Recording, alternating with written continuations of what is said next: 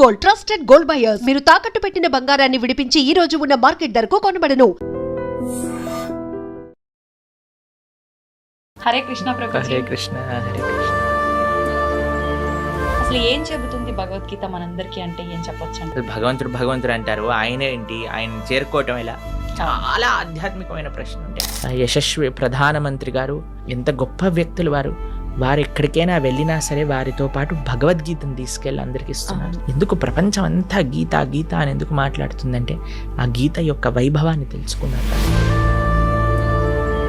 కృష్ణుడు గీతలో చెప్పిన ఒక మాట, కర్మని చేయండి కానీ ఆ కర్మకు తగ్గ ఫలితాన్ని మాత్రం ఆశించకూడదు అని చెప్పి. అంటే మనుషులం అన్నాక ఖచ్చితంగా ఏదైనా చేస్తున్నాము అని అంటే దాని నుంచి ఏదో ఒకటి మనకు కొంత లాభం పొందాలి అనే ఆలోచన ఉంటుంది కదా ప్రభుజీ. ఎందుకని అలా చెప్పారంటారు కృష్ణుడు? ఫలాన్ని అపేక్షించక, ఫలం నేను దాచిపెడతాను, నీకు ఎప్పుడు కరెక్టా అప్పుడు నేను ఇస్తాను, నీ చేతుల్లో ఉంటే నువ్వు పాడు చేసుకుంటావు బాబు. ఇప్పుడు మీకెలా మీ పిల్లలు భగవంతుడికి మనందరం పిల్లలమే కదండి. ఆ ప్రేమతో భగవానుడు చెప్పిన మాట అండి. ప్రభుజీ, కృష్ణుడు ఇప్పుడు అర్జునికి గీత గురించి అంతా కూడా బోధించాడు, మా అందరికీ తెలిసిందంతే. కానీ అర్జుని కన్నా ముందర కూడా గీత కృష్ణుడు ఎవరికో బోధించారని చెప్పి భగవద్గీతలోనే చెప్పారు. ఆయన వివస్వాన్ అనే సూర్య భగవానుడికి బోధించారట. ఆ వివస్వానుడు మనువుకి చెప్పారట. అలా మనువు అలా ఆ సాంప్రదాయంలో వచ్చింది, కానీ మధ్యలో ఇక్కడ లుప్తం అయిపోయింది. అందుకే ఆ వివస్వానుడికి ఇచ్చిన జ్ఞానాన్ని మళ్ళీ నీకు ఇస్తున్నాను అని కృష్ణుడే అర్జునుడికి చెప్పాడు భగవద్గీత. అసలు ఏంటి వాస్తవం ప్రభుజీ? అర్జునుడు మహాయోధుడు, స్వర్గానికి వెళ్ళారు, శివుడిని ఓడించారు. ఒక రకంగా చూస్తే పాశుపతాస్త్రం తీసుకోవడానికి అందరి యొక్క కృపాపాత్రులు అయ్యారు. ఆయన నారాయణుడైతే పక్కనే ఉన్నాడు, కృష్ణుడు పక్కనే ఉన్నాడు కదండి. అలాంటి వ్యక్తికి కూడా కన్ఫ్యూజన్ వచ్చింది. మా దేశం నుంచి దోపిడీ చేసి, ఎంత దోపిడీ చేశారో తెలుసా అండి బ్రిటిష్ వాడు? 43 ట్రిలియన్ డాలర్స్. ధర్మార్థ కామ మోక్షాలు అంటుంటారు. ధర్మ అర్థ కామ మోక్ష. ధర్మాన్ని అర్థాన్ని కలపండి, కామాన్ని మోక్షాన్ని కలపండి. అర్థం అంటే ఏంటో తెలుసా అండి? ఐశ్వర్యం. కానీ ఇదంతా ఉల్టా జరుగుతుంది కదా ప్రభుజీ ప్రస్తుతం. ఇప్పుడు ఏం చేసినా దీనికోసం. పిల్లవాళ్ళకి చూడండి, ఫోన్లో ఒకసారి ఐకాన్స్ అన్ని కూడా ఇలా పెద్దగా అయిపోయాయి అనమాట. దాన్ని నొక్కలేకపోతున్నాయి, ఏది నొక్కినా అలా ఇలా వెళ్ళిపోతుంది. మాకు ఏం అర్థం కావట్లేదు, ఏం చేయాలి. అసలు ఒక చిన్న పిల్లవాడు వచ్చాడు, ఏం చేయాల్సిన అవసరం లేదండి, ఇలా 3 సార్లు అనాలి, ట్యాప్ చేయాలి అంతే. ఇలాగానే ఆ ఐకాన్స్ అన్ని చిన్నగా అయిపోయి మళ్ళీ నార్మల్ ఫోన్ అయిపోయింది. నేను ఒడే నీకెలా తెలుసురా అంటే నేను ఇంటర్నెట్లో చదివాను అని అన్నారు. అందుకే మీరు చూడండి, మన భగవద్ ధర్మ ప్రచార మార్గంలో ఏవో నీళ్ళు చల్లుతుంటారు, ఏవో పూస్తుంటారు, ఏవేవో చేస్తుంటారు, పిచ్చి పిచ్చిగా డాన్స్ లేటాలు. వాళ్ళకి ఏమైందో అసలు, అలాంటి మూర్ఖులు ఎలా ఉంటారనిపిస్తుంది. నమస్కారం, వెల్కమ్ టు ఐ డ్రీమ్. ధర్మ మార్గం విత్ విజిత కార్యక్రమానికి స్వాగతం. సాధారణంగా ప్రతి ఒక్కరూ చెప్తూ ఉంటారు, గీత అనేది మనం నేర్చుకుంటే గనక, మనం గీత చదవడం ప్రారంభిస్తే గనక మన లైఫ్ అనేది ఖచ్చితంగా చేంజ్ అవుతుంది అని చెప్పి. అసలు నిజంగా గీత వల్ల మనం ఏం నేర్చుకుంటాము, గీత ఏం చెప్తోంది మనందరికీ, ఇలాంటి విషయాలన్నీ కూడా ఎవరినైతే అడిగితే మనకు కరెక్ట్ సమాధానం దొరుకుతుందో ఆ పర్సనే మన ముందున్నారు. వారెవరో కదండి, మనందరికీ ఎంతో ఇష్టమైన, ఎంతో సుపరిచితులైన ప్రణవానంద దాస్ గారు ఇప్పుడు ప్రభుజీతో మాట్లాడి ఈ విషయాలన్నీ కూడా కూలంకషంగా తెలుసుకునే ప్రయత్నం చేద్దాం. హరే కృష్ణ ప్రభుజీ. హరే కృష్ణ హరే కృష్ణ. ప్రభుజీ, గీత అసలు భగవద్గీత అనగానే ఈ మధ్యకాలంలో ఎంతో ప్రాచుర్యంలోకి వచ్చింది, అందరికీ తెలియని వాళ్ళకు కూడా తెలిసేటట్టుగా. కానీ అసలు ఏం చెబుతుంది భగవద్గీత మనందరికీ అంటే ఏం చెప్పొచ్చు అంటారు? అసలు మనం ఏంటి, భగవంతుడు ఎవరు, మనకి భగవంతుడికి ఉండే సంబంధం ఏంటి, భగవంతుని ఎలా చేరుకోవాలి, అసలు ఈ ప్రపంచం ఏంటి? చాలామందికి ఈ ప్రశ్నలు ఉంటాయండి. ఈ ప్రపంచం ఏంటి, నేను ఎందుకున్నాను, ఈ ప్రపంచంలో నేను ఏం చేస్తున్నాను, అసలు నా కర్తవ్యం ఏంటి, అసలు భగవంతుడు అంటారు, ఆయన ఏంటి, ఆయన చేరుకోవటం ఎలా? చాలా ఆధ్యాత్మికమైన ప్రశ్నలు ఉంటాయి. లేదా చాలామందికి ఇంకొక రకమైన ప్రశ్నలు ఉంటాయండి. అరే, నేను జీవితంలో మారాలనుకుంటున్నాను, మంచి మార్గంలో వెళ్ళటం ఎలా, దృఢ నిశ్చయం రావట్లేదు, చెడు అలవాట్లు ఉన్నాయని తెలుస్తుంది, వాటిని మానుకోవటం ఎలా, కొద్ది కోపం ఉన్నట్టుంది, దాన్ని తగ్గించుకోవటం ఎలా, ఎన్నో రకములైన ఉంటాయి. మనం ప్రపంచాన్ని అన్యాయాలు చూస్తున్నప్పుడు మనకు అనిపిస్తుంది, అరే ఈ అన్యాయం ఎందుకు జరుగుతుంది, అరే వీడికి ఇలా ఎందుకైంది, అయ్యో ఆయన అలా ఉంటాడు, ఆయన అంత గొప్పవాడు ఎలా అయిపోయాడు, ఇలాంటివి ఎన్నో ప్రశ్నలు ఉంటాయి. అసలు మీకు ఒక విషయం చెప్తాను, మనిషికి జీవనానికి సంబంధించిన ప్రతి ప్రశ్నను భగవద్గీత ఆన్సర్ చేస్తుంది. మనిషికి సంబంధించిన ఇప్పుడు లైఫ్ స్టైల్ అంటాం కదా, కొంతమంది రాస్తారు లైఫ్ స్టైల్ అని. ఆ లైఫ్ స్టైల్కి సంబంధించిన ప్రతి విషయం లైఫ్కి సంబంధించిన ప్రతి విషయం. మీరు అనుకోవచ్చు, అరే ప్రభుజీ భగవద్గీత యుద్ధ భూమిలో మాట్లాడింది కదా, అది జీవనాన్ని గురించి. యుద్ధంలో మాట్లాడినా భగవంతుడు జీవితం గురించి మాట్లాడాడు. మన చూడండి, మీకు ఒక విషయం చెప్తాను. మన డే టు డే జీవనం కూడా ఒక యుద్ధమే. అలా అనిపిస్తుందా మీకు? అనిపిస్తుంది కదా. ఎందుకంటే మనతో మనం యుద్ధం, మనసుతో యుద్ధం, ఇంట్లో వాళ్ళతో యుద్ధం, వర్క్ లైఫ్లో యుద్ధం, అదంతా కాంపిటీషన్, ఒక పోరాటమే కదండి. ఆ పోరాటంలో భగవంతుడు ఈ పోరాటాన్ని నెగ్గేది ఎలా అని అర్జునుడికి ఉపదేశం చేసింది భగవద్గీత. మీరు చూడండి, కొన్నిసార్లు మనం ఏదైనా వస్తువు కొన్నాం అనుకోండి, ఒక ఫోన్ కొన్నాము లేదా ఒక మషీన్ కొన్నాం అనుకోండి, దాంతోపాటు ఒక మాన్యువల్ వస్తుంది. మాన్యువల్ని చదివామనుకోండి, చాలా ఈజీ. ఏ బటన్ నొక్కితే ఎలా యూజ్ చేయాలి, ఏం చేయాలి, ఏది చేయాలని. మొన్న ఏమైందంటే మా ఫోన్లో ఒకసారి ఇలా ఏమంటారు, ఆ ఐకాన్స్ అన్నీ కూడా ఇలా పెద్దగా అయిపోయాయి అనమాట. దాన్ని నొక్కలేకపోతున్నా, ఏది నొక్కినా అలా వెళ్ళిపోతుంది. మాకు ఏం అర్థం కావట్లేదు, ఏం చేయాలి. అసలు చాలా కంగారు వేసింది. ఎందుకంటే మా సేవలో ఉంటాం కదా, సేవకు సంబంధించిన ఏదన్నా ఫోన్ వచ్చినా అటెండ్ అవ్వాలి. ప్లస్ మా గురువు గారి ప్రవచనాలన్నీ అందులోనే ఉంటాయి, శ్రవణం చేయడానికి ఉండదు మాకు. మేము కంగారు పడిపోతుంటే ఒక ఆయన అన్నారు, ఒక చిన్న పిల్లవాడు వచ్చాడు, ఏం చేయాల్సిన అవసరం లేదండి, ఇలా 3 సార్లు అనాలి, ట్యాప్ చేయాలి అంతే. ఇలాగానే ఆ ఐకాన్స్ అన్ని చిన్నగా అయిపోయి మళ్ళీ నార్మల్ ఫోన్ అయిపోయింది. నేను ఒడే నీకెలా తెలుసురా అంటే, నేను ఇంటర్నెట్లో చదివాను అని అన్నారు. చూడండి, మనకి దేనికైనా అవగాహన ఉందనుకోండి. నాకు చాలా పెద్ద ప్రాబ్లం అనిపించింది. ఫోన్ పోతే ప్రవచనాలు పోయాయి, కాంటాక్ట్స్ పోయాయి అని నేను కంగారు పడుతున్నా. కానీ చదివిన వాడు వచ్చాడు, ప్రశాంతంగా టిక్ టిక్ టిక్ అన్నాడు, ఫోన్ బాగా చేసేసాడు. అతనికి ఎంత సులువుగా అయిపోయింది, ఎందుకంటే దానిపైన అవగాహన ఉన్నది. కాబట్టి మన జీవితంలో మనకు కొన్నిసార్లు అవగాహన లేకపోయేసరికి కంగారు ఎక్కువైపోతుంది, టెన్షన్లు ఎక్కువైపోతాయి, ఏం చేయాలి అనిపిస్తుంటుంది, ఉక్కిరి బిక్కిరి అయిపోతా. కానీ అవగాహన తెలుసుకుంటే జీవితంలో ఈ కష్టం వచ్చినప్పుడు ఎలా ఉండాలి, ఈ ప్రశ్న వచ్చినప్పుడు దానికి సమాధానం ఏంటి, ఆ అవగాహన మనకి ఇచ్చేది ఎవరు? ఈ ప్రపంచాన్ని సృష్టి చేసిన వారే ఆ అవగాహన ఇచ్చారనుకోండి, ఇంకెంత బ్రహ్మాండంగా. ఇప్పుడు చూడండి, ఒక మెషిన్ ఎలా వాడాలని తయారు చేసిన వాడే ఇస్తాడు కదా. తయారు చేసిన వాడు ఇచ్చిన మాన్యువల్ని వదిలేసి అందరి ఇంట్లోకి వెళ్ళి, అరే నీకు ఇలా తెలుసారా అంటే వాడు చెప్పకపోవచ్చు, తప్పు చెప్పచ్చు, ఏదైనా చెప్పచ్చు. కానీ ఎవరైతే ఆ మెషిన్ తయారు చేశారో వాడిని అడిగితే ఎంత బెస్ట్ అండి. అదే భగవద్గీత. ప్రపంచాన్ని తయారు చేసిన వ్యక్తియే ప్రపంచం ఏంటి, నన్ను తయారు చేసిన వ్యక్తియే నువ్వేంటి, ఈ యొక్క కర్మాన్ని తయారు చేసిన వ్యక్తియే అసలు కర్మ ఏంటి, ఏం చేయాలి, ఏం చేయకూడదు, మొత్తం అసలు జీవనానికి సంబంధించిన విషయాలన్నీ భగవద్గీతలో సాక్షాత్తుగా పరమాత్మ అర్జునుడికి చెప్పారు. అందుకే ప్రతి మనిషి, ప్రతి హిందువు కాదండి, ప్రతి మనిషి భగవద్గీత తెలుసుకొని తీరవలసినదే. చిన్న పిల్లల నుంచి వృద్ధుల వరకు ఎంత త్వరగా జీవితంలో మనం భగవద్గీత తెలుసుకోగలిగితే మన జీవనం అంత బాగుంటుంది. ఇప్పుడు చూడండి, మనం ఒక మెషిన్ తెచ్చాము, ఏదేదో వాడేసాము. ఒకసారి ఒకళ్ళు అడిగారనమాట, ఇది ఏంటి ప్రభుజీ లోపల పెట్టాము, బేక్ అవ్వట్లేదు అని. చాలాసేపు ఆలోచించి ఏమైందబ్బా అని మొత్తం పుష్ అని ఇట్లా పొంగింది, మళ్ళీ లోపలికి వెళ్ళిపోయింది అనమాట. అంత అయిపోయాక మొత్తం మాడిపోయింది, తీసేసరికి పొగలన్నీ వస్తున్నాయి. దాని తర్వాత మాన్యువల్ చదువుతున్నాయి. అది చేసిందంతా మాడిపోయాక చదవటం వల్ల ఏమి లాభం ఉంది చెప్పండి. తీసుకున్నప్పుడే చదివేసి లోపల పెట్టుంటే ఎంత బాగుండేది, కేక్ ఎంత బాగా వచ్చేది, అవునా కాదా చెప్పండి. అలానే జీవితం మొత్తం కష్టాలు పాలైపోయి, గొడవలు పాలైపోయి, ఇబ్బందులు పాలైపోయి, లాస్ట్కి ఎప్పుడో నేను భగవద్గీత చదువుతా అనటం ఎంత అన్యాయం చెప్పండి. అందుకే పిల్లలకి నేర్పించాలి రామాయణం, భగవద్గీత. అప్పుడు వాళ్ళు మంచి మార్గంలో వెళ్ళగలుగుతారు. అందుకోసమే మనము ఒక కార్యక్రమాన్ని చేపట్టామన్నమాట. 7 జూలై తొలి ఏకాదశి మరుసటి రోజు. తొలి ఏకాదశి అంటే తెలుగు వాళ్ళందరికీ ఒక మంచి పండగ, అంటే ఒక కొత్త ప్రారంభం అలా అనుకుంటున్నాం. కాబట్టి తొలి ఏకాదశి, పరమ పవిత్రమైన ఏకాదశి తర్వాత నుంచి వచ్చే ద్వాదశి రోజు నుంచి సాయంకాలం పూట 7:30 గంటల నుంచి ప్రతిరోజు 18 రోజుల పాటు 18 అధ్యాయాలు భగవద్గీత పూర్తి చేయబోతున్నాను చెప్పడం. కాబట్టి ఎవరైతే మీ ప్రేక్షకులు ఉన్నారో చక్కగా అటెండ్ అయ్యారనుకోండి, మొత్తం భగవద్గీత ఏం చెప్తుంది, భగవానుడు మనకి ఏం చెప్పాలనుకుంటున్నా 18 రోజులు కేవలం రోజుకి 2 గంటలు ఇవ్వటం చేత అర్థమైపోతుంది. దాని తర్వాత జీవనం చాలా సులభం అవుతుంది. ఆ వినటము, విన్న వాటిని అర్థం చేసుకోవటం, అర్థం చేసుకున్న దాన్ని ఆచరించటం. ఇంకో విశేషం ఏంటంటే ఎవరైతే ఈ 18 రోజులు కోర్స్ అటెండ్ అయ్యి మనం ఒక చిన్న క్విజ్ లాగా పెట్టబోతున్నాం, దాంట్లో అన్నింటిలో కరెక్ట్ మార్కులు వచ్చిన వాళ్ళందరికీ కూడా మనము ప్రత్యక్షంగా స్వామి యొక్క భగవత్ ప్రసాదం, జగన్నాథుడి యొక్క ప్రసాదం, దాంతోపాటు ఒక సర్టిఫికెట్ కూడా మనం సైన్ చేసి పంపించడం జరుగుతుందన్నమాట. ఆశీర్వచనంగా వారికి భగవద్గీత కోర్స్ 18 రోజులు పూర్తి చేశారు అనేటట్టుగా. కాబట్టి చక్కగా అందరూ ప్రేక్షకులకు ఒక మంచి అవకాశం, సదవకాశం. ఎందుకంటే ఇప్పుడిప్పుడే స్కూల్ స్టార్ట్ అయ్యాయి కదండి, మనకి ఇవే ఉండవు, ఇంకా హడావిడిలే ఉండవు, పిల్లలకి ఎగ్జామ్లే ఉండవు.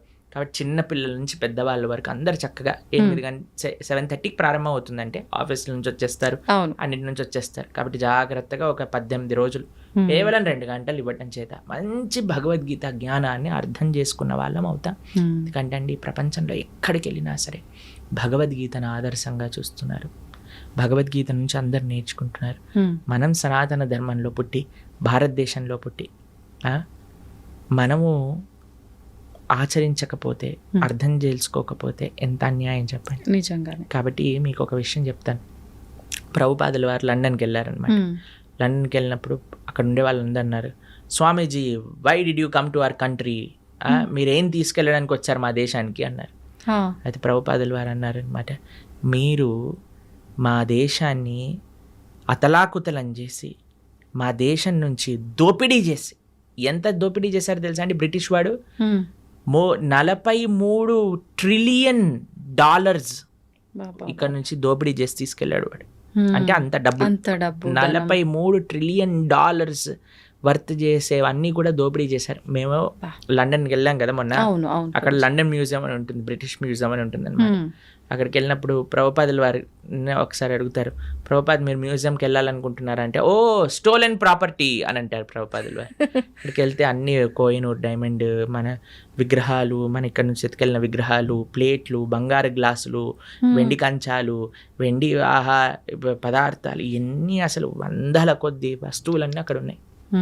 మన సంపద అంతా అక్కడ మ్యూజియంలో పెట్టారు. మనం ప్రపంచంలోనే అందరికి మార్గాన్ని చూపించి అంత గొప్ప దేశంగా ఉన్న మన దేశం పైన పీక్కొని వాళ్ళంతా లూటీ చేసి, వాళ్ళ అనవసరమైన వాళ్ళకుండే అలవాట్లు, వాళ్ళకుండే పైశాచికత్వాన్ని అంతా జనాలకి అబ్బి, ఇప్పుడు కొంతమంది ఎలా తయారయ్యారటండి, బ్రిటిష్ వాడిని కీర్తిస్తున్నాడు.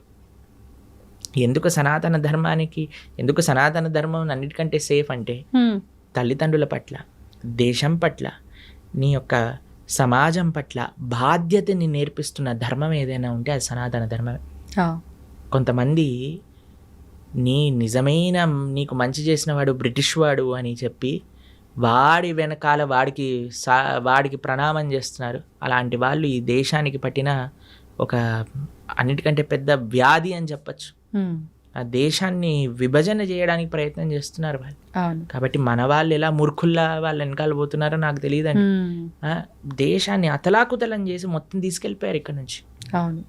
అలాంటి ప్రభుపాదుల వారిని అడిగారు, మీరేం తీసుకోవడానికి వచ్చారు నా దేశం నుంచి అంటే, ప్రభుపాదుల వారు అన్నారు, మీరు వందల సంవత్సరాలు లూటీ చేసి తీసుకెళ్లారు మా దగ్గర నుంచి, అన్నిటికంటే విలువైన వస్తువైన భగవద్గీతను తీసుకెళ్ళలేదు, భారతదేశ సనాతన ధర్మం యొక్క ఆధ్యాత్మికత తీసుకెళ్ళలేదు, కానీ నేను వచ్చాను అది ఇవ్వడానికి మీకు అని చెప్పారు.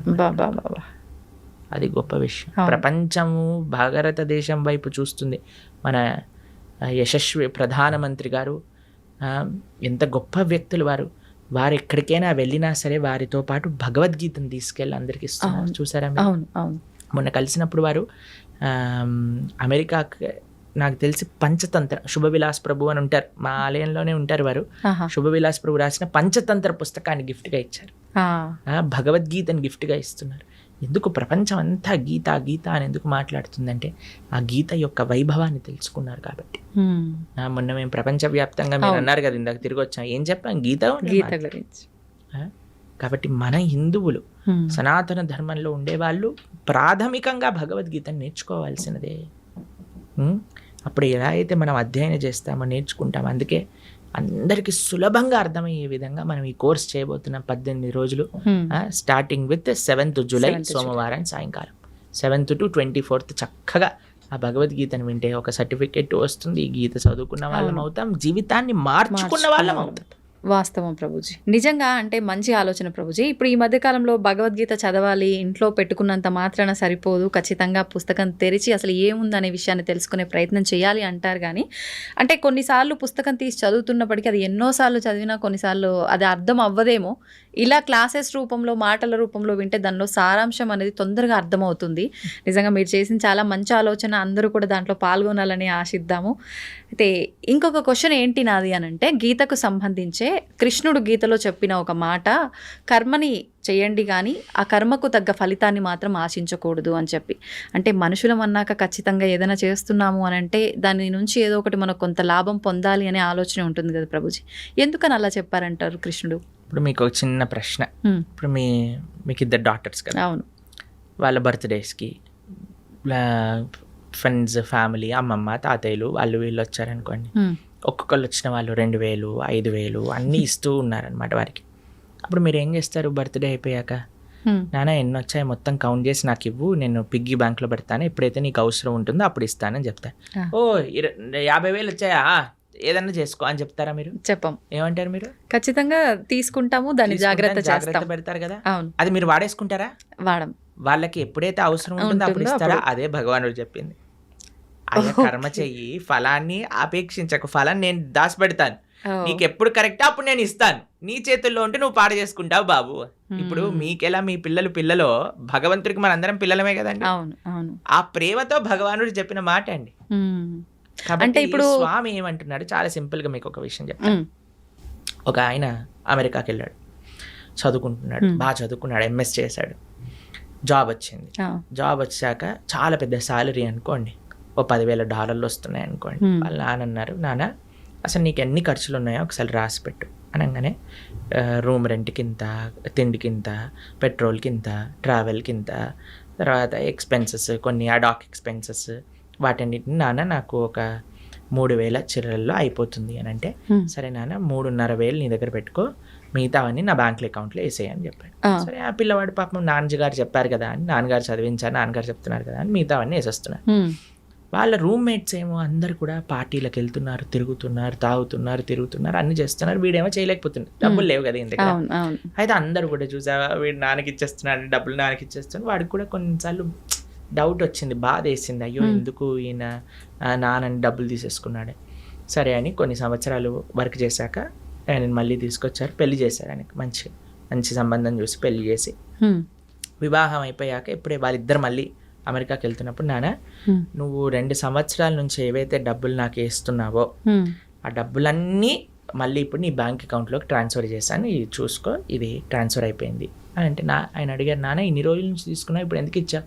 ఎందుకంటే అప్పుడు ఇస్తే నువ్వు పాడైపోయేవాడివి, కానీ ఇప్పుడు నీకు ఒక మంచి పార్ట్నర్ అవసరానికి ఆ పార్ట్నర్ చూస్తుంది నువ్వు ఏం ఖర్చు పెడుతున్నావు, ఏం చేస్తున్నావు, ఏం తప్పు చేస్తున్నావు, ఏం కరెక్ట్ చేస్తున్నావు. కాబట్టి ఇప్పుడు నీకు వివాహం అయింది కాబట్టి ఒక బాధ్యతాయుతంగా నిన్ను మంచి మార్గంలో పెట్టేవాళ్ళు నీతో ఉన్నాం కాబట్టి ఇప్పుడు ఇచ్చేస్తున్నా, నాకేం అవసరం లేదు నాన్న అని ఆ నాన్నగారు చెప్పారు. ఆ నాన్నగారు చెప్పింది కరెక్టా రాంగా చెప్పండి? కరెక్ట్, ఖచ్చితంగా కరెక్టే కదా.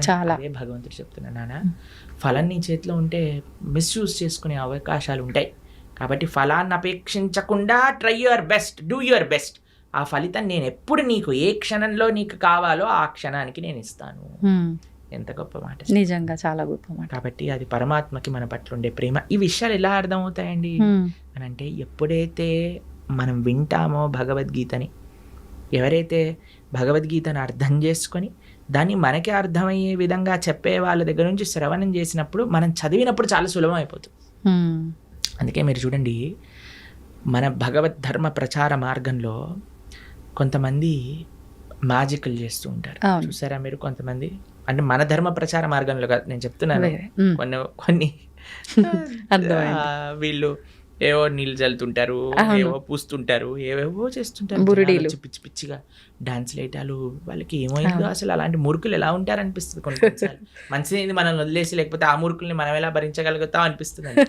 అలాంటి వేషాలు, వీళ్ళందరూ డ్రామా ఆర్టిస్టులు అయిపోవచ్చు చాలా బాగా, కానీ ఎందుకు వాళ్ళు మూవీస్ లో ట్రై చేయకుండా ఇలాంటి పనులు, అంటే డబ్బులు అక్కడ సంపాదిస్తుంటున్నారు ఎక్కువగా, అందుకోసం అటు వెళ్తున్నారు. అలాంటివన్నీ మనం చేయమండి గలీజ్గా. అవును, వేరే వాళ్ళని మోసం చేయటాలు, వేరే వాళ్ళని ఏదో ఇది చేయటాలు, అలాంటివన్నీ ఏమీ ఉండవు. చాలా మంది అడుగుతారు, ఇస్కాన్ వాళ్ళు విదేశీయుల్ని మార్చట్లేదా? మీకు విషయం తెలుసా అండి, అక్కడ మేము వెళ్ళాము, అక్కడుండే వీళ్ళు ఎక్కడికైతే వెళ్తారో ప్రతి ఆదివారం వాళ్ళవన్నీ అమ్మేశారు. కొన్ని చోట్ల బార్ షాపులు ఉన్నాయి ఆ ప్రదేశాల్లో, కొన్ని చోట్ల అయితే మా గుళ్ళే ఉన్నాయి అక్కడ. ఎందుకంటే అక్కడికి ఎవ్వరు వెళ్ళట్లేదు, ఎవ్వరికి ఇంట్రెస్టే లేదు. అలా తయారైపోయింది అక్కడ. మేము ఒక దగ్గరికి వెళ్ళామండి, అసలు అక్కడ ఉండే ఎవరైతే ఆ మత ప్రబోధకులు ఉన్నారో, ఆ ధర్మంలో ఉండేవాళ్ళు, ఇప్పుడే నేను మీకు వీడియో కావాలంటే పంపిస్తాను, అంటే మీ పర్సనల్కి చూపించకండి జనాలకి. ఫ్రాన్స్లో ఏవైతే ఈ మత పెద్దలని వాళ్ళ ధర్మంలో వాళ్ళ మతంలో ఉన్నారో, కొన్ని సంవత్సరాల లోపల వాళ్ళు చూస్తే 3,40,000 మంది పిల్లల పైన లైంగిక దాడులు చేశారు. 3,40,000 మంది పిల్లల పైన. ఎంత ఘోరం. అయితే మేము మొన్న ఐర్లాండ్ అనే దేశంలో ఉన్నాం, అక్కడ కూడా వాళ్ళ మతం ఉండేది. వాళ్ళ మత పెద్దలు ఎవరైతే ఇలాంటి పిల్లల పైన అఘాయిత్యాలు చేయటం బయటపడ్డాక ఆ దేశమే మొత్తం ఆ మతాన్ని వదిలేసింది. అక్కడ నాస్తికత్వం ఎక్కువ, ఎందుకంటే వాళ్ళు చేసిన తప్పులు చూసి. కాబట్టి మనం ధర్మం ఏంటి, ధర్మాన్ని ఎలా ఆచరించాలి, పెద్దల నుంచి తెలుసుకొని ఆచరించగలిగితే అది మనకి మంచిది. కాబట్టి మనం ఏం చెప్తున్నాం, భగవద్గీత ఏం చెప్తుంది, ధార్మికంగా జీవనం ఎలాంటిది. ఇదే మన సనాతన ధర్మం అంటేనే ఖచ్చితంగా ఇది చెయ్యాలి, ఇది చేయకూడదు, ఇది చేస్తే ఇది అవుతుంది ఖచ్చితంగా చెప్పి మంచి మార్గంలో నడిపించేది. ఇప్పుడు చూడండి, మనం మానవుడిగా ఉన్నప్పుడు అన్ని ధర్మాలు అన్ని మతాలు బాగుండాలండి. సనాతన ధర్మంలో మనం ప్రతిరోజు ఏం చేస్తామండి, లోకా సమస్తా సుఖినో భవంతు, సర్వే జనా సుఖినో భవంతు అని ప్రార్థన చేస్తా. ఇంతకంటే గొప్ప భావన ఇంకెవరికి ఉంటుంది చెప్పండి. కానీ మనకి అందరి ధర్మాలు బాగుండాలనే మనం అనుకుంటామండి. కానీ వేరే వాడు మన ధర్మాన్ని పాడు చేయాలి అని చూసినప్పుడు మనం ఉండకూడదు కదా, ఊరుకోవద్దు. ఎందుకు మీకు ఈ విషయం ప్రస్తావన చేస్తున్నాను, ఆన్ ద ఫస్ట్ ప్లేస్ చెప్తున్నానంటే, ఎప్పుడు మనకి వాడు మన ధర్మాన్ని మోసం చేస్తున్నాడు, మనల్ని మోసం చేస్తున్నాడు అని తెలిసేది ఎప్పుడంటే మన ధర్మాన్ని మనం తెలుసుకున్నప్పుడు. లేకపోతే వేడేవాడు ఏం చెప్పినా మనం నమ్మేస్తాం. అవును. ఇప్పుడు చూడండి, వాస్తవం ఏంటో మన పిల్లల పైన మనకి నమ్మకం ఉన్నప్పుడు, మన పిల్లలంటే మనకి తెలిసినప్పుడు, మన కుటుంబ సభ్యులు అంటే ఎవరో మనకు తెలిసినప్పుడు, వేరేవాడు వచ్చి ఏం చెప్పినా మనం నమ్మమండి. వేరేవాడు ఏదైనా చిచ్చు పెట్టడానికి ప్రయత్నం చేసినా మనం నమ్మం. ఎందుకంటే మన ధర్మం గురించి పూర్తి అవగాహన ఉంది. నేను చెప్పేది ఏంటంటే, సనాతన ధర్మంలో ఉండే చాలామంది టీవీలలో చెప్తూ ఉంటారు, మనకి ఈరోజు కావాల్సినది ఏదన్నా ఉంటే అందరి ఐకమత్యంగా సనాతన ధర్మాన్ని నిలబెట్టడం. కానీ కొంతమంది వీటిలలో కూడా వ్యూవర్షిప్ కోసం వాటి కోసం ఒకళ్ళని తిట్టుకోవటాలు ఇలాంటివన్నీ చేస్తున్నారు. అవన్నీ చేయకూడదు. ధర్మం అంటే అందరు కలిసి కుటుంబంగా ఉండాలి. మంచిగా మనం ఉన్న వేరే మతాలు చేస్తున్న దాడులను మనం తట్టుకోగలుగుతాం. First education important. కాబట్టి నేను చెప్పేది ఏంటంటే, ప్రతి హిందువు భగవద్గీత వినండి, భగవద్గీతను చదవండి, కృష్ణుడు ఏం చెప్తున్నాడో వినండి. భగవద్గీత అన్ని సంప్రదాయాలు శాక్త, శైవ, వైష్ణవ, నానాపత్య, ఏ సాంప్రదాయం చెందిన వారైనా భగవద్గీత చదవాల్సిందే అండి. ఇంకా ఏ పుస్తకం చదివినా చదవకపోయినా భగవద్గీత చదవాల్సిందే. అది ఎందుకంటే భగవద్గీత అనేది సనాతన ధర్మానికి ఒక బేస్, అది ఫిలాసఫీ భగవద్గీతలో ఉన్నది. కాబట్టి అందుకోసం మనందరం ఈ 18 రోజులు ఏదైతే కార్యక్రమం చేయబోతున్నామో, ఇందాక మనం చెప్పుకున్నట్టుగా 7వ తారీఖు నుంచి, జూలై 7వ తారీఖు సోమవారం రాత్రి నుంచి ప్రణవానంద దాస్ ఛానల్ తెలిసింది కదా, అందులో మనకి లైవ్లో వస్తుంది. చక్కగా అటెండ్ అవ్వండి. ఎంత మార్పు మీరు చూస్తారో మీకే తెలుస్తుంది. అంటే ప్రతి మానవుడు అన్నాక ప్రతి ఒక్కరూ గీతని చదవాల్సిందే, వినాల్సిందే, ఆచరించాల్సిందే. ముఖ్యంగా ఇంకా హిందువులైతే అస్సలు పక్కన పెట్టాల్సింది లేదు. ఖచ్చితంగా. అంటే ఇప్పుడు ఎన్నెన్నో ఇబ్బందులు పడుతున్నాము, ఎన్నెన్నో ఇలా ఉండకూడదు, అలా ఉంటే బాగుంటుందేమో అని అనిపించినప్పటికీ అసలు ఏంటి కరెక్ట్, మనం ఎక్కడి నుంచి స్టెప్ వేయొచ్చు, ఎలా వెళ్తే ధర్మంగా ఉంటుందని ఆలోచన వచ్చి కూడా తెలియక ఆగిపోయే వాళ్ళు ఉన్నారు. అటువంటి వాళ్ళందరికీ కూడా ఒక మంచి మార్గం దొరికిందనే చెప్పొచ్చు దీని ద్వారా. ప్రభుజీ, కృష్ణుడు ఇప్పుడు అర్జునికి గీత గురించి అంతా కూడా బోధించాడు, మా అందరికీ తెలిసిందంతే. కానీ అర్జుని కన్నా ముందర కూడా గీత కృష్ణుడు ఎవరికో బోధించారని చెప్పి వింటున్నాను. గీతలోనే చెప్పారు ఆయన, వివస్వాన్ అనే సూర్య భగవానుడికి బోధించారట. ఆ వివస్వానుడు మనువుకి చెప్పారట. అలా మనువు అలా ఆ సాంప్రదాయంలో వచ్చింది, కానీ మధ్యలో ఇక్కడ లుప్తం అయిపోయింది. అందుకే ఆ వివస్వానుడికి ఇచ్చిన జ్ఞానాన్ని మళ్ళీ నీకు ఇస్తున్నాను అని కృష్ణుడే అర్జునుడికి చెప్పాడు భగవద్గీతలో. కాబట్టి పరమాత్మ ఎన్నో రూపాల్లో మరలా మరలా అవతరించి ఆ ధర్మాన్ని బోధిస్తూ ఉన్నారండి. కాబట్టి మన ఆచార్యులు వేదవ్యాసుల వారు వ్యాసాయ విష్ణు రూపాయ వ్యాస రూపాయ విష్ణు, ఆయన ఏం చేశారు, మహాభారతంలో మంచిగా ప్యాకేజింగ్ చేశారు. మన గిఫ్ట్ ప్యాక్ లో ఈసారి చూడండి కొంతమంది గమ్మత్తుగా ఆ డబ్బాలు ఓపెన్ చేయాలి, మళ్ళీ డబ్బా ఉంటుంది, ఆ డబ్బా ఓపెన్ చేయాలి, లోపల డబ్బా అలా డబ్బాలు తీసి తీసి తీసి తీసి లోపల ఏదో ఉంగరం ఏదో ఉంటుంది అనమాట, అది విలువైనది లోపల ఉంటుంది. అలా మహాభారతం మధ్యలో ప్యాకేజింగ్ చేశారు భగవద్గీత. ఎందుకంటే ఆ భగవద్గీత అత్యంత విలువైన రత్నం, అమూల్యమైన రత్నం అన్నమాట మనకి మహాభారతంలో లభించేది. కాబట్టి ఆ యొక్క విశేషం ఇందాక మీరు ఎలా అయితే అన్నారో ఆ అద్భుతము శ్రీకృష్ణ భగవానుడు భగవద్గీత రూపంలో మనకు అందించారు. కాబట్టి దాన్ని అధ్యయనం చేయటం, అర్జునుడికి ఉపదేశం చేశారు అంటే అర్జునుడి యొక్క మాధ్యమంగా అందరికీ ఉపదేశం. ఇప్పుడు మీరు నన్ను ఇంటర్వ్యూ చేస్తున్నారు, మీకోసం చేస్తున్నారా? అందరి కోసం, అంతే కదా. అలా అర్జునుడు కూడా కృష్ణుడి ప్రశ్న అడిగి ఎందుకోసం? అర్జునుడి కోసము అందరి కోసం.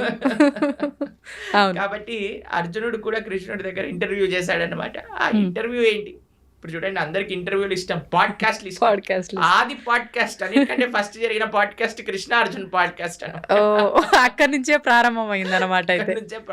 ఏదైనా భగవంతుడి నుంచే ప్రారంభం అవ్వాలండి. కాబట్టి ప్రపంచంలో జరిగిన మొట్టమొదటి సూపర్ ఎక్స్ట్రాఆర్డినరీ పాడ్కాస్ట్ ఎందుకో తెలుసా అండి? యుద్ధం జరగబోతుంది, ఆ యుద్ధం మధ్యలో జరిగింది పాడ్కాస్ట్ అనమాట. అవును. కాబట్టి చక్కటి భగవద్గీత అర్జునుడి యొక్క మాధ్యమంలో ప్రతి జీవుడికి భగవంతుడు ఉపదేశం చేసిన భగవద్గీతని ప్రతి హిందువు మీరు అన్నట్టుగా తప్పకుండా చదవాలి, అర్థం చేసుకోవాలి, ఆచరించాలి. ప్రభుజీ, ఇప్పుడు అర్జునుడికి చెప్పాల్సిన సిచ్యువేషన్ అక్కడ ఎందుకు ఏర్పడింది అంటే కొంతమంది కొన్ని రకాలుగా చెప్తారు. అంటే అక్కడ ఉన్నదంతా నా వాళ్ళే, నేను వాళ్ళని ఎలా చంపుతాను అనే భావన అర్జునులో వచ్చింది. కాబట్టి దీన్ని కనుక అతనికి ఉపదేశిస్తే దానివల్ల ఇక్కడ జరగాల్సిన క్రతువు అంతా కూడా కరెక్ట్గా జరుగుతుంది. ఒకటి, ఇప్పుడు మనం అనుకున్నట్టుగా అందరికీ ఒక మెసేజ్ ఇవ్వడం కోసం అని ఒకటి. అసలు ఏంటి వాస్తవం ప్రభుజీ? ఇప్పుడు మీకు ఒక విషయం చెప్తాను. చాలాసార్లు మనకి ఒక సందిగ్ధ పరిస్థితిలో ఉంటాం, కన్ఫ్యూజన్. అవును. అర్జునుడు మహాయోధుడు, స్వర్గానికి వెళ్ళారు, శివుడిని ఓడించారు ఒక రకంగా చూస్తే పాశుపతాస్త్రం తీసుకోవడానికి. అలాంటి వారు కూడా రాత్రులు కూడా ప్రాక్టీస్ చేసి, అసలు యుద్ధ విద్య అంటే అర్జునుడే. అందరి యొక్క కృపాపాత్రులు అయ్యారు ఆయన. ఆ ఇంద్రుడి యొక్క కృపాపాత్రులు అయ్యారు, పరమశివుడి యొక్క కృపాపాత్రుడు అయ్యాడు. నారాయణుడు అయితే పక్కనే ఉన్నాడు, కృష్ణుడు పక్కనే ఉన్నాడు కదండి, ఇంకా దానికంటే గొప్ప విషయం ఏం కావాలి. అలాంటి వ్యక్తికి కూడా కన్ఫ్యూజన్ వచ్చింది. ఎందుకు? అర్జునుడికి కన్ఫ్యూజన్ రాలేదండి, మనందరికీ అలాంటి కన్ఫ్యూజన్ స్టేట్ వస్తుంది. కరెక్ట్. ఆ కన్ఫ్యూజన్ నుంచి బయటపడటం భగవద్గీత నేర్పిస్తుంది. మీకు ఒక చిన్న విషయం చెప్తాను. జనాలు ఏమంటారు తెలుసా అండి, కృష్ణుడు యుద్ధాలు చేయిస్తాడు, అన్నతమ్ముల మధ్యలో యుద్ధాలు చేయించాడు, పెడతాడు. ఇప్పుడు మీకు ఒక విషయం చెప్తాను. అర్జునుడు యుద్ధం పరిస్థితి రాకముందు కృష్ణుడు ఎన్నోసార్లు దూతగా వెళ్ళాడండి, యుద్ధం వద్దు చెప్పడానికి. ఏమన్నాడు తెలుసా అండి? రాజ్యం కాదు, నిజంగా చెప్పాలంటే రాజ్యానికి హక్కు పాండవులకి, రాజ్యం ఇవ్వద్దు, కనీసం 5 గ్రామాలు ఇవ్వండి చాలు, 5 ఊళ్ళు ఇవ్వండి చాలు అని అన్నారు. 5 ఊళ్ళు కాదు కదా. దుర్యోధన ఏమంటాడంటే ఆ పిన్ ఉంటుంది కదా, గుండు సూది, సూది పెట్టినంత జాగ కూడా ఇవ్వను అని అంటాడు. ఇప్పుడు మీకు ఇంకొక విషయం చెప్తానండి. ఒక ఆవిడ వచ్చింది నా దగ్గర, కృష్ణుడు ఏంటండి ఇలా యుద్ధం చేయిస్తాడా అని అంది. మీరు మరి ఆ స్త్రీని అవమానించిన వాళ్ళని ఏం చేయాలి? చంపేయాలండి. మరి దుర్యోధన దుశ్శాసనుడు చేసిన పని ఏంటండి? ద్రౌపదీదేవిని అవమానించింది వాళ్ళు కదా అనండి. అయిపోయింది. మేమన్నా మరి ఏం చేయాలమ్మా, దుశ్శాసుని ఏమంటాను దండేసి కూర్చోబెట్టాలి ఆసనం పైన, లేదు అని అంటే అదే మరి కృష్ణుడు చేసిన పని, కృష్ణుడు ఎందుకు నిందిస్తున్నాం? అవును. ఎంత విచిత్రం చూడండి అసలు. ఇంకొక విషయం చెప్తాను, మీకు ఒక సిచ్యువేషన్ చెప్తానండి. ఒకళ్ళు పోలీస్ డిపార్ట్మెంట్లో పనిచేస్తున్నారండి. వాళ్ళ సొంత తమ్ముడే 10 మందిని హత్య చేశాడు. ఇప్పుడు ఈ పోలీసు వాళ్ళ తమ్ముడిని పట్టుకోవాలా, తమ్ముడని వదిలేయాలా? పట్టుకోవాలి. అదే ధర్మం కదా, ధర్మం కదా. తమ్ముడు కన్నా కూడా అంటారు కదా ప్రభుజీ పెద్దవాళ్ళే, తమ్ముడు అంటే ఏదో సామెత ఉంటది, మన వాళ్ళైనా సరే నీతి తప్పకూడదు, ధర్మంగా ఉండాలి అని అంతే చెప్పి. కదండి. మరి కౌరవులందరూ నీతి తప్పారు, అందుకు కృష్ణుడు యుద్ధం చేయమన్నాడు. అరే వాళ్ళని నువ్వు అన్నయ్యలుగా, తమ్ముళ్ళుగా, బావలుగా, మరుదులుగా చూడక నానా, వాళ్ళు అధర్మం చేసిన వ్యక్తులుగా చూసి వాళ్ళని శిక్షించు. ఎందుకంటే నీకు ఆ రోలు, నువ్వు ఒక క్షత్రియుడివి, క్షత్రియ ధర్మాన్ని అనుసరించి నువ్వు యుద్ధం చెయ్యి అని కృష్ణుడు చెప్పాడు. దీంట్లో ఏం తప్పుందా అండి? ఏం లేదు. ప్రపంచంలో అది చెయ్యట్లేదు కాబట్టి ఈరోజు బాధగా ఉన్నాం. ఎవడో ఒకడు ట్రాఫిక్ పోలీస్ దగ్గర పట్టుబడిన వాడు కూడా ఫోన్ చేసి మా బావ ఎవరో తెలుసా, మా అన్న ఎవరో తెలుసా అని బ్లాక్ మెయిల్ చేస్తారు. ఆ వాడు ఏదో కుర్చీ పైన కూర్చున్నాడు, వాడిని వదిలేసే అంటాడు. ఏంటని అన్యాయమా? ఇప్పుడు ఈ రోజు వదిలేస్తే టోపీ పెట్టుకోనందుకు, దాన్ని ఏమంటారు హెల్మెట్ పెట్టుకోనందుకు, కానీ చచ్చేది వాడే కదా. పైన ఉన్న వాడికి ఏమైంది, ఫోన్ చేసిన వాడికి ఏమైంది? అంతే కదండి. కాబట్టి ఇది ప్రాబ్లం. అందుకే చూడండి పెద్ద పెద్ద స్కామ్లు చేసిన వాళ్ళందరూ మంచిగా పార్లమెంట్లో కూర్చొని ఇది చేస్తున్నారు. ఎందుకు అని అంటే మన వాళ్ళు కదా, మా వాళ్ళు కదా అని వదిలేస్తారు. కానీ అక్కడ వదలరు కదా, అక్కడ వదలడు కదా. కాబట్టి అందుకే మనం జాగ్రత్తగా ఉండాలి. అందుకే భగవంతుడు ఏది చేసినా, భగవంతుడు జనాలు భగవంతుడికి ధర్మాధర్మ విచక్షణ చేస్తుంటాడు. కృష్ణుడు అధర్మం చేశాడు, కృష్ణుడు ధర్మం చేశాడు, అలా ఉండదయ్యా. భగవంతుడు ఏమి చేస్తే అది ధర్మం అవుతుంది, భగవంతుడు ఏది చెప్తే అది నిజం అవుతుంది. ఇప్పుడు చూడండి ప్రైమ్ మినిస్టర్ ఏదన్నా ఆర్డర్ చేశాడు అనుకోండి, ఇప్పుడు చూడండి మనకి నోటు బందీ అని చేశారు. నోటు బందీ, నేను నోటు బందీ చేయను, ఎంత ధైర్యం నీకు నోటు బందీ చేస్తా అంటే ఏమైనా ఇద్దా అండి? నోటు మూసుకొని మనమే డబ్బులు మార్చుకుంటాను 2 రోజులు అరిచినా సరే. అంతే అవును కదండి, ఎందుకంటే నువ్వు జీవించాలి. కాబట్టి జనాలందరూ భగవంతుడిని అంటున్నారు. అలా కాదయ్యా, భగవంతుడు చెప్పింది నువ్వు వినాలి, నువ్వు చెప్పింది భగవంతుడు వినాడు. ఇది మనం తెలుసుకోవాల్సి. అంటే మనం ఎంతసేపు అజ్ఞానంలో ఉన్నాం, అంతే కదండి. అజ్ఞానాన్ని వీడి మనం బయటికి రాలేకపోతున్నాం కదా. కాబట్టి ఇది మనం గుర్తుపెట్టుకోవాల్సిన విషయం. కాబట్టి మనకి తెలియదు, నీకు అర్థం కావట్లేదంటే నువ్వు తెలుసుకో, అంతేగాని భగవంతుడిని మార్చుకోవద్దు అనుకోడు.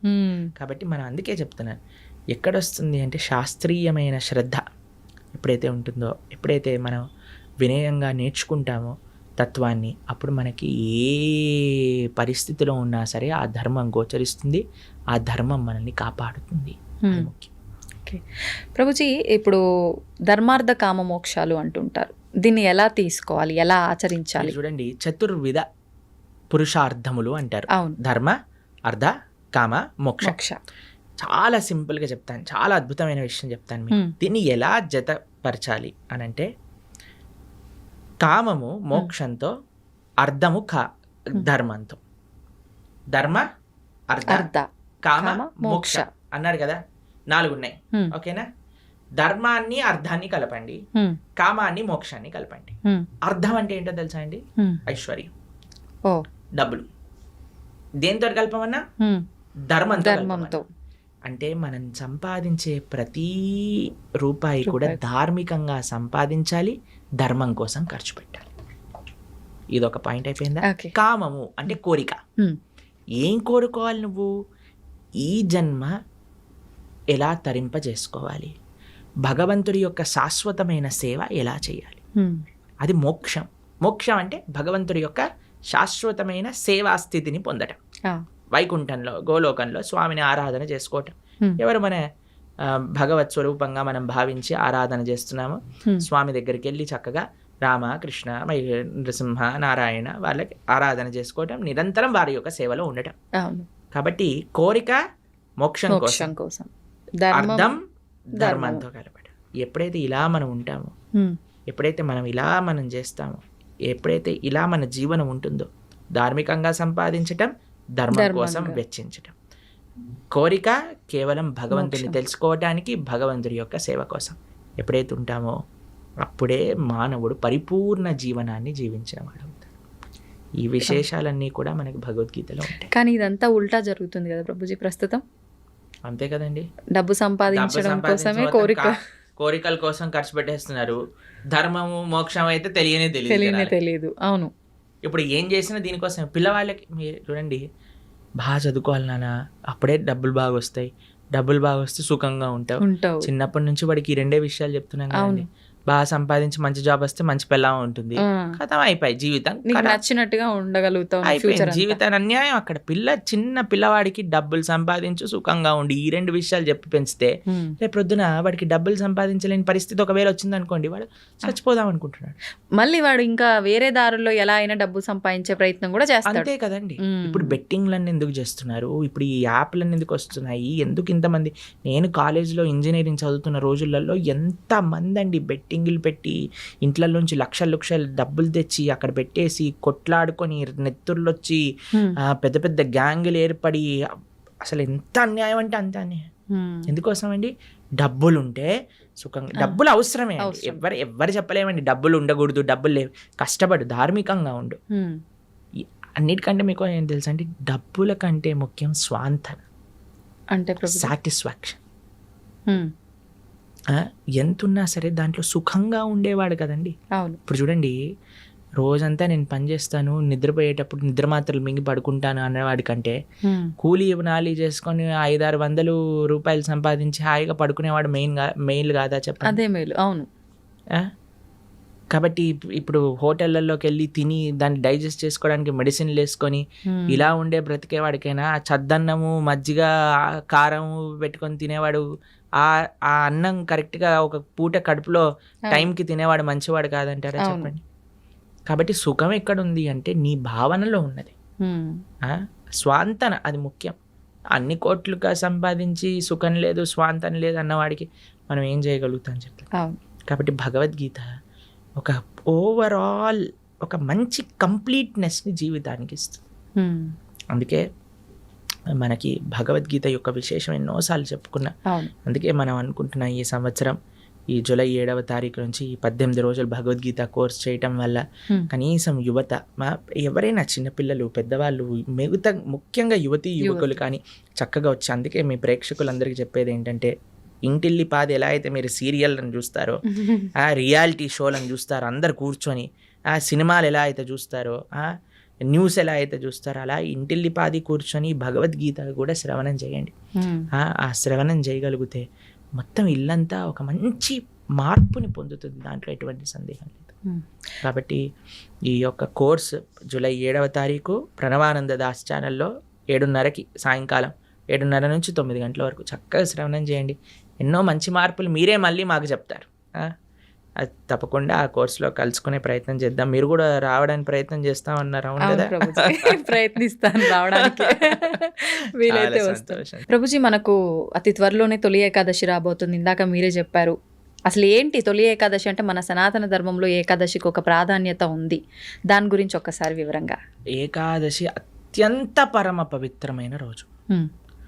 ఏకాదశి ఉపవాసం, ఏకాదశి వ్రతం చేయకుండా ఎవ్వరు ఉండకూడదు.